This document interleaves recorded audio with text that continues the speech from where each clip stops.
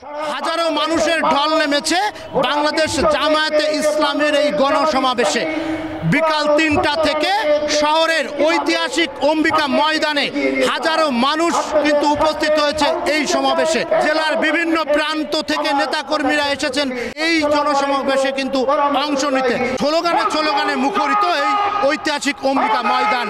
হাজারো মানুষের ঢল নেমেছে, কানায় কানায় পূর্ণ হয়ে গেছে এই ঐতিহাসিক অম্বিকা ময়দান। ফরিদপুরের যে 4টি আসন রয়েছে সেই 4টি আসনের সংসদ সদস্য প্রার্থী জামায়াত ইসলাম মনোনীত তারাও কিন্তু এখানে উপস্থিত রয়েছে। 8টি ইসলামী দলের শীর্ষ নেতৃবৃন্দ তারাও কিন্তু মঞ্চে অবস্থান নিয়েছেন এবং তারাও কিন্তু বক্তব্য রাখছেন। নির্বাচনের পূর্বাভাস চাকসুতে পারবে না, কি বলে না, তারপরে কয় চাকসুতে পারলো রাগ শুতে পারবে না, কি বলে না। অতএব সব কিছুর প্রভাব কিন্তু বাংলাদেশে পড়ছিকে পড়ে না। এই দেশকে উন্নত করতে হয়, দেশের মানুষের শান্তি আনতে হয়, দুনিয়ায় শান্তি পরকালে মুক্তি যদি পেতে হয় তাহলে যে সমাজ ব্যবস্থা আছে এই ঘুণে ধরা সমাজ ব্যবস্থা, পচা জঘন্য সমাজ ব্যবস্থাকে উৎখাত করে দিয়ে নবী রাসূলদের অনুসরণে আমরা বাংলাদেশকে একটি সোনার বাংলা বানানোর জন্য আল্লাহর বিধানকে দেশে বিজয়ী করবো ইনশাআল্লাহ।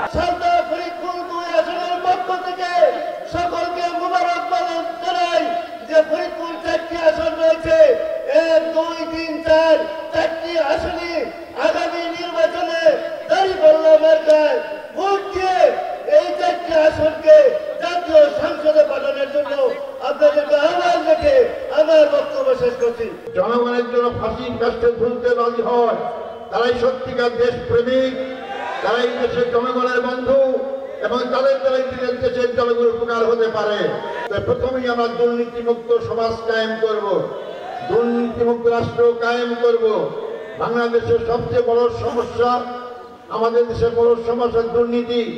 আমার দেশের সম্পদের কোনো অভাব নয়, আমার দেশের অভাব সব নেতৃত্বের। ফরিদপুরের 4টি আসনে জামায়াত ইসলামের পক্ষ থেকেও সংসদ সদস্য প্রার্থীর নাম ঘোষণা করা হয়েছে। পাশাপাশি 8টি ইসলামী দলের পক্ষ থেকেও এই 4টি আসনে প্রার্থী কিন্তু তারাও নাম ঘোষণা করেছে। তবে এই 8টি দলের থেকেই যাকেই চূড়ান্ত প্রার্থী হিসেবে মনোনয়ন দেওয়া হবে তাকেই ভোট দিয়ে নির্বাচিত করবে তৃণমূলের নেতাকর্মীরা ও এই আসনের জনগণ, এমনটাই প্রত্যাশা কেন্দ্রীয় নেতৃবৃন্দ। শিকদার সজল, সময় সংবাদ, ফরিদপুর।